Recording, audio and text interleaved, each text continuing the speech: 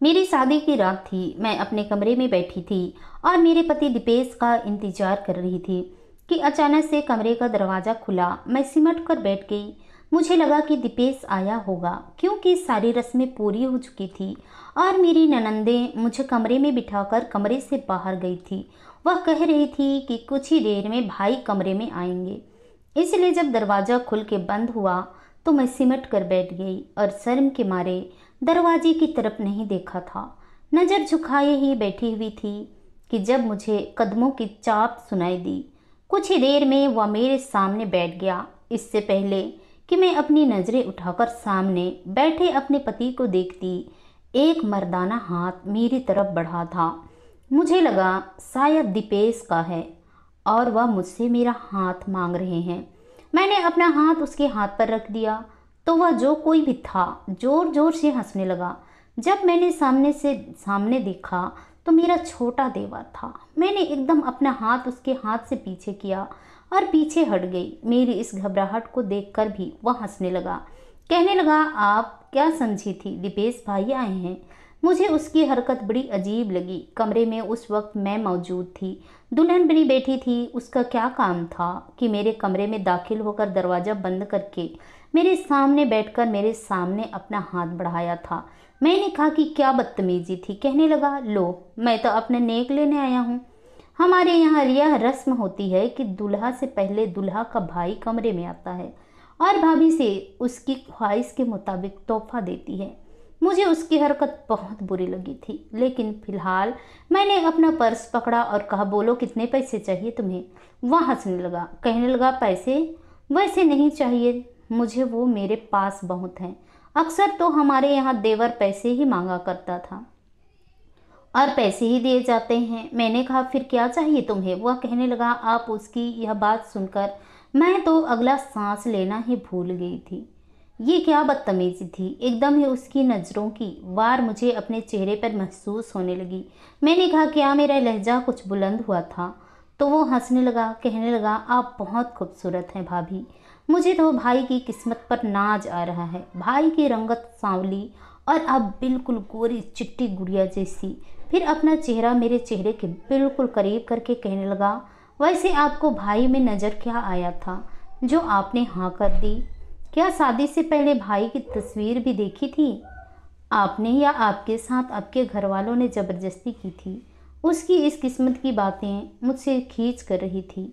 मैंने उसे कोई भी जवाब नहीं दिया। मैंने कहा, तुम्हें क्या तोहफा चाहिए, मुझे यह बताओ। सीधा सीधा मेरा यह मकसद था कि जो चाहे वह लो और निकलो कमरे से बाहर। वह कहने लगा, इतना भी जल्दी क्या है आपको भाभी, आप भी यहीं पर हैं और मैं भी यहीं पर। हमारा लेन देन तो अब चलता ही रहेगा। वह भी मुझसे बातें ही कर रहा था कि जब कमरे में दरवाज़ा खुला और दीपेश कमरे में दाखिल हुए। देवर को मेरे पास देखकर कहने लगे, नीलेश तुम अभी तक यहीं बैठे हो, उठो जाओ यहाँ से। अपने बड़े भाई दीपेश के कहने पर वो फौरन से सीधा होके खड़ा हो गया। कहने लगा, क्या है भाई, अभी तो मैंने भाभी को बताया ही नहीं कि मुझे उनसे तोहफा क्या चाहिए और आप कमरे में भी आ गए। वह कहने लगा, वह कहीं नहीं जा रही है, पर कल दिन में तुमसे बात कर लेना। चलो जाओ यहाँ से। उम्र में मेरा देवर, वह मुझसे भी साल 2 साल तो बड़ा ही होगा, लेकिन रिश्ते में छोटा था। दीपेश से मेरी अरेंज मैरिज थी। भाभी ने जब मुझे दीपेश की तस्वीर दिखाई तो पहली नज़र में वह मुझे अच्छे नहीं लगे थे, क्योंकि मैं बहुत खूबसूरत थी, सफ़ेद रंगत की मालिक थी, लेकिन वो तो सांवला रंग के थे। लेकिन मैंने कुछ भी इतराज़ नहीं किया था। भाभी कहने लगी, आदत का बहुत अच्छा है, तुम्हें बहुत ज़्यादा खुश रखेगा, और अगर पति बीवी से ज़्यादा खूबसूरत ना हो तो बीवी की बहुत कदर करता है। मैंने एक ठंडी आह भरी थी। मैंने कहा, जो आपको ठीक लगे भाभी। भाभी की बात सच्ची निकली थी। दीपेश मिजाज के बहुत अच्छे ही थे। शादी के शुरू के दिन में ही मैं समझ गई थी कि मेरा पति मुझ पर जान छिड़कता है। ठीक है, जितनी भी वह मुझसे मोहब्बत करते थे उतना ही मेरे मामले में पॉजिटिव भी थे। मेरी शादी को 1 हफ्ता भी नहीं गुजरा था कि जब उन्होंने मुझे एक नकाब लाकर दिया। मैंने कहा कि दीपेश, मुझे तो आदत नहीं है। लेकिन वह कहने लगा कि हाँ मुझे पता है, जानती हो ना, कल जब हम बाइक पर आइसक्रीम खाने गए थे तो आइसक्रीम पार्लर पर बैठे लड़के तुम्हें किस तरह घूर रहे थे। मेरा जी चाहा कि उनका मुंह ही नोच लूं। फिर मेरे गले में अपने दोनों बाजू डाल दिए। बड़े प्यार से मुझसे कहने लगे कि मुझे अच्छा नहीं लगता कि कोई तुम्हें घूर घूर के देखे। समझा करो ना यार, मैं ये बात बर्दाश्त नहीं कर सकता कि मेरी बीवी को कोई अजीब नज़रों से देखे। मैंने कहा ठीक है, अगर आपको पसंद है तो मैं पहन लेती हूँ। मैंने उनकी किसी बात पर इनकार नहीं किया था। यह सुनकर उसके चेहरे पर खुशी के रंग बिखर गए थे। मुझे अपने साथ लगा लिया। कहने लगे तुम्हें पता है, तुम्हारी यह आदत बहुत अच्छी लगती है। तुम कोई भी इतराज़ भी नहीं करती। मैं भी मुस्कुराने लगी। अगर बीवी पति की बात को अहमियत दे और उसके दिल में अपनी जगह बना ले तो इसमें कोई ज़्यादा हर्ज की बात तो नहीं होती। मैं नहीं जानती थी कि दीपेश ने दोबारा लॉक नहीं किया, मगर लॉक नहीं भी किया था तब भी यह क्या जाहिर थी सी बात थी। मेरे कमरे का दरवाज़ा खुला। उस वक्त मैं दीपेश के सीने से लगी हुई थी कि किसी ने एकदम से कमरे में दाखिल हुआ। एकदम ही हम दोनों ही बौखला गए थे। मैं यूं करीब देखकर मेरा देवर जोर जोर से हंसने लगा। मेरे पति ने उसे घूर कर देखा था। कहने लगे यह कौन सा तरीका है किसी के कमरे में आने का, दरवाजे पर दस्तक देकर आना चाहिए था। वो कहने लगा वो सॉरी भाई, असल में पहले यूं ही आ जाता था ना आपके कमरे में बेधड़क होकर। अब भी ध्यान नहीं रहा, आइंदा ख्याल रखा करूँगा। दीपेश कहने लगे क्या काम था तुम्हें। कहने लगा आपको पापा बुला रहे हैं। यह सुनकर दीपेश फौरन से कमरे से बाहर चला गया। जिस हालत में मेरे देवर ने हम दोनों को देखा था मैं नज़रें चुराने लगी थी। हालांकि गलती उसकी थी, मेरी नहीं। वह मेरे पास आ गया और एक गहरी लंबी सांस खींचकर कहने लगा क्या किस्मत पाई है भाई ने, न सूरत न शक्ल और न अक्ल, हीरे जैसी बीवी मिल गई है उसको। जाहिर है जब बीवी इतनी खूबसूरत होगी तो कमरे से बाहर आने का किसी का जी नहीं चाहेगा। तभी मैं सोचूं कि भाई दुकान से वापस आने के बाद कमरे में ही क्यों घुसे रहते। अब समझ आ गया है। फिर कहने लगा काश कि कोई ऐसी इनायत हम पर भी कर दे। उसकी यह बात मुझे बेहद बुरी लगी थी। मैंने उसे घूर कर देखा तो हंसने लगा। साथ ही उसने बात का बदला बदल दिया। कहने लगा मेरा तोहफा तो दे दो, मुझे कब देगी, अब तो शादी के 10-12 दिन होने वाले हो गए हैं। मैंने कहा मैं तुमसे पूछ चुकी हूँ, तुम खुद ही नहीं बताते। कहने लगा जो मांगूंगा वो देंगे। मैंने कहा हाँ, मैं तो तुमसे पूछ चुकी हूँ, तुम खुद ही नहीं बताते। कहने लगा जो मांगूंगी देंगे मुझे। मैंने कहा हाँ, अगर मेरी बस में हुआ तो ज़रूर दूंगी। कहने लगा आपकी बस में ही तो है, बल्कि सिर्फ आप ही दे सकती हैं। मैंने कहा ठीक है बताओ क्या देना है। कहने लगा पहले मैं आपको एक सरप्राइज़ दूंगा, उसके बाद फिर बताऊंगा कि आपको मुझे कब कब क्या क्या देना है। उसकी यह बात सुनकर मुझे बड़ी हैरत हुई थी। यह कहकर वह कमरे से बाहर चला गया। मुझे उसकी यह बातें उलझा के रख देती थी। एक बार मैं नाश्ता बना रही थी कि जब वह किचन में आकर कहने लगा कल मेरे बहुत गहरे दोस्त का आना है, बहुत ही अच्छा लड़का है। मैंने उसे बताया था कि दीपेश भाई की शादी हो गई है। कहने लगा अपनी भाभी के हाथ की चाय नहीं पिलवाओगे। मैंने कहा क्यों नहीं, वह जो भी बनाती है कमाल बनाती है। कल वह चाय पीने आएगा तो आपको उसका बहुत खातिरदारी करना है। वह दोस्त मेरे दिल के बहुत करीब है और मैं चाहता हूँ उसकी खातिरदारी में कोई भी कमी ना हो। मैंने कहा ठीक है मैं बना दूंगी। अगले दिन चाय पर उसका दोस्त आ गया। मैं किचन में ही चाय का इंतजाम कर रही थी। मैंने काफ़ी कुछ बनाया था, पिज्ज़ा बनाया था, पास्ता बनाया, शामी कबाब, मछली भी बनाई थी।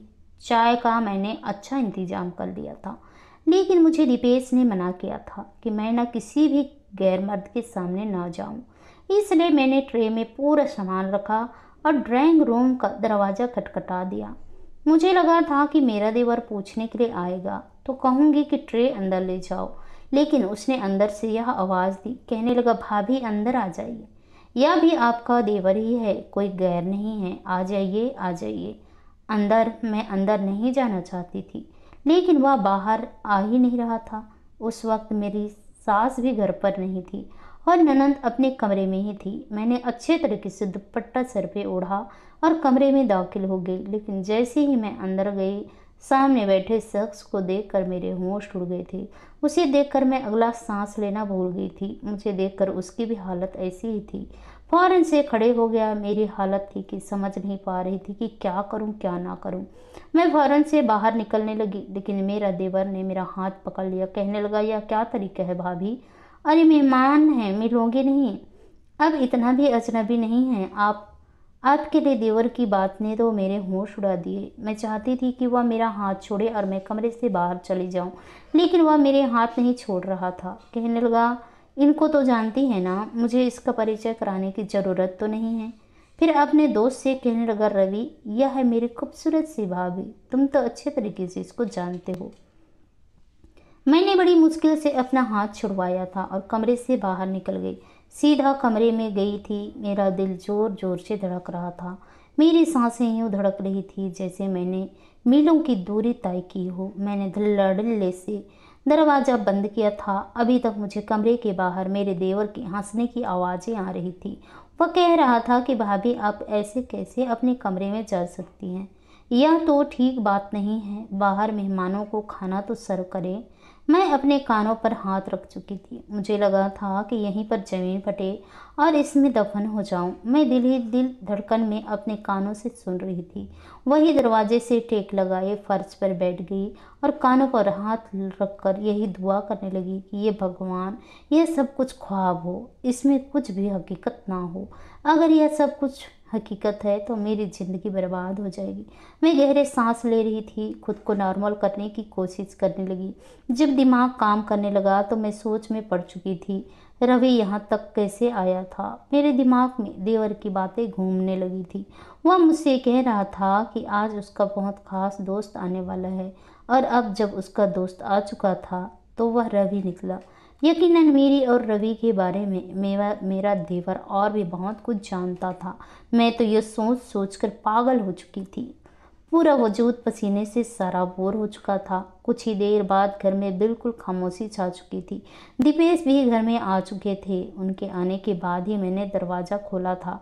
मुझे तो लग रहा था कि कहीं मेरा देवर उन्हें सब कुछ बता ही न दे। मैं डरते डरते कमरे से बाहर निकली तो कि वहाँ से जा चुका था।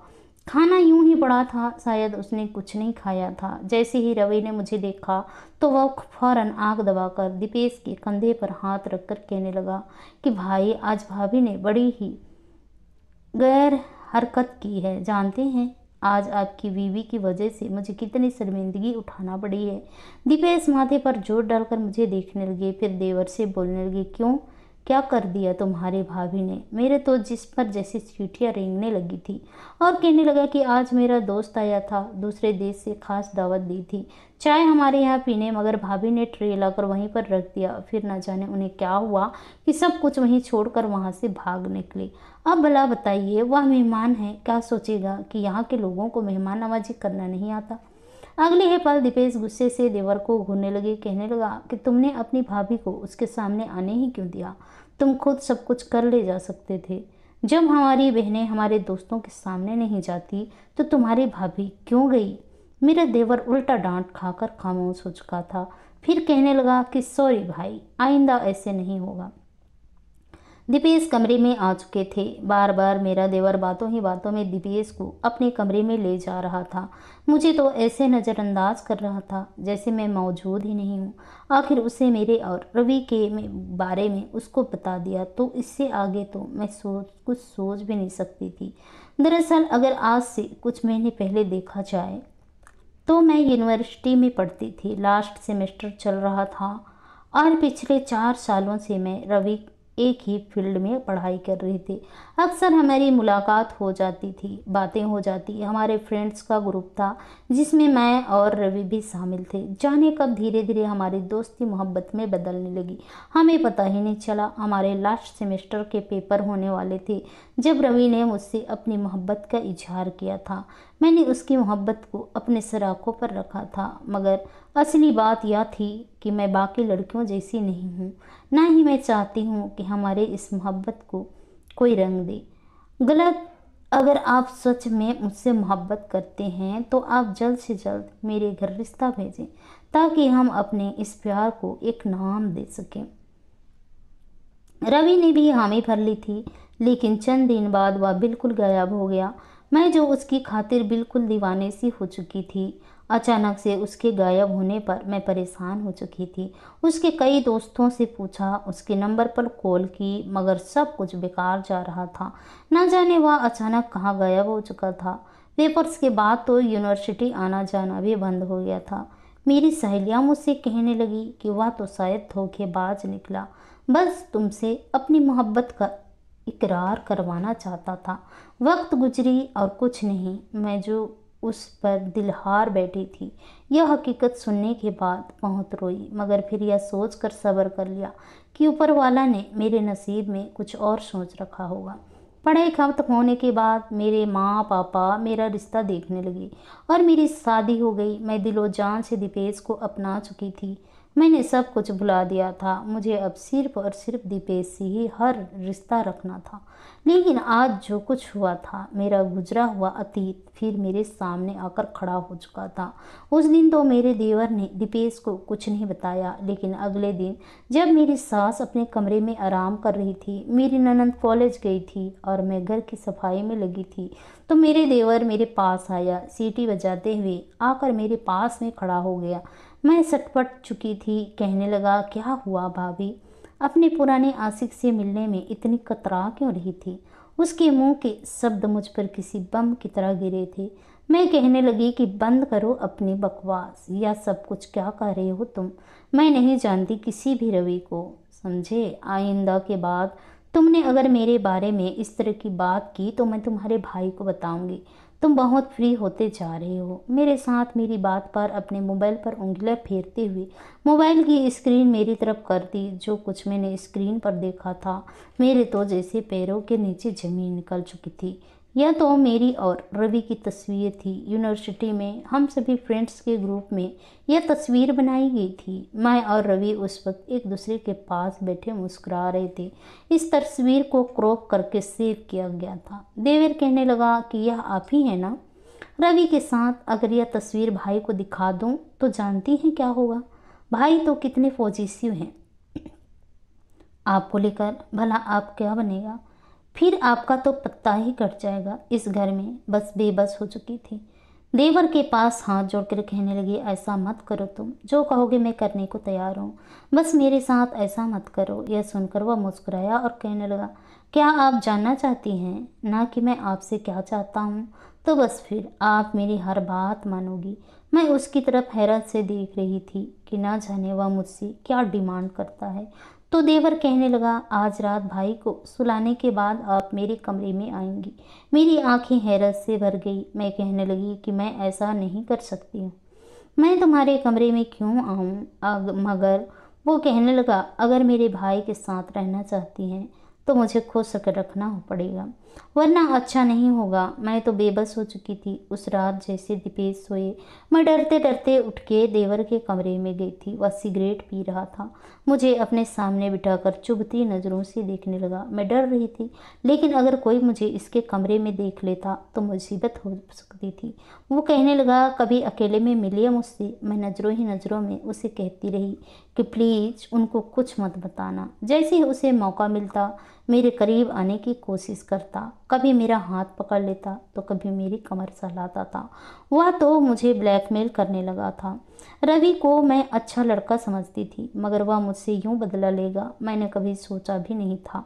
एक दिन जब मैं घर से मैके जाने के लिए निकली तो रास्ता में मुझे रवि मिला, जो मुझसे 2 घड़ी रुककर बात करना चाहता था। मुझसे कहने लगा कि उसके पिता की अचानक डेथ हो चुकी थी, जो दूसरे शहर में नौकर का काम करते थे, इसलिए उसे इमरजेंसी में दूसरे शहर जाना पड़ा। कई हफ्तों तक वह सदमे में रहा। मैंने अपनी इस मोहब्बत के बारे में अपने दोस्त नीलेश को भी बता रखा था, तस्वीर भी शेयर कर रखी थी।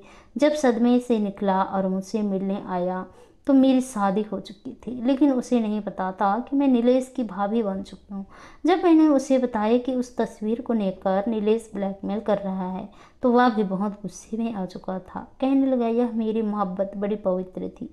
मैं बेगैरत मर्दों से नहीं हूँ जो ज़िंदगी इस तरह बर्बाद करूँगा। तुम शादी कर चुकी हो, तुम्हारी किस्मत में दीपेश था, वह अच्छा लड़का है, तुम्हें खुश रखेगा। मैं वापस घर जा चुकी थी। मैंने कभी सोचा ही नहीं था कि मेरा देवर ऐसा भी कर सकता है। उस रात एक बार फिर उसने मेरा हाथ थाम कर कहा था कि आज रात हर हाल में मेरे कमरे में आना। मैं तुम्हारे साथ ढेर सारा प्यार करना चाहता हूँ। अगर जरा भी गड़बड़ की तो देखना तुम्हारा हश्र क्या होगा। मैं तो डर चुकी थी, मगर अब और डर कर नहीं रह सकती थी। मैं कभी भी गुनाह नहीं कर सकती थी जिसके लिए देवर मुझे उकसा रहा था। उसी शाम जब दीपेश आया तो मैं उन्हें डरते डरते सब कुछ बता दिया। सिर्फ दीपेश ही नहीं, उसी शाम रवि भी हमारे घर आया था। उसने दीपेश की मौजूदगी में देवर के मोबाइल से वह तस्वीर दीपेश को दिखाई थी और कहा था कि हम सिर्फ यूनिवर्सिटी में फ्रेंड्स थे। हमारे ग्रुप था, इसके साथ हमारा कोई ताल्लुक नहीं था। मगर तुम्हारा भाई इसका गलत फ़ायदा उठा रहा है। दीपेश ने जब यह सुना तो वह जोरदार थप्पड़ मेरे देवर के मुंह पर मार चुका था। इसके बावजूद देवर ने माफ़ी नहीं मांगी थी। वह घर से चला गया था। मैं जानती थी कि वह कभी भी बाज नहीं आने वाला था। मुझे लगा था कि दीपेश मुझसे बहुत नाराज़ होंगे, मगर कुछ दिन खामोश रहने के बाद मेरे साथ अपना रवैया बेहतर कर चुके थे। उन्होंने अपना नया घर बनाया और हम लोग वहाँ शिफ्ट हो गए। मैं अपनी ज़िंदगी में दीपेश के साथ आगे बढ़ चुकी हूँ। कल ही इनविटेशन कार्ड मिला हुआ है, रवि की शादी होने जा रही है। मैं और दीपेश रवि की शादी अटेंड जरूर करेंगे। आशा करती हूँ दोस्तों आप लोगों को ये कहानी पसंद आई होगी। कहानी पसंद आई तो कहानी को लाइक कीजिए, शेयर कीजिए, कमेंट कीजिए और ऐसे ही कहानी सुनने के लिए प्लीज़ हमारे चैनल को सब्सक्राइब जरूर कीजिए। तो चलिए दोस्तों, मिलते हैं नेक्स्ट कहानी के साथ। तब तक के लिए बाय बाय, अपना ख्याल रखिए।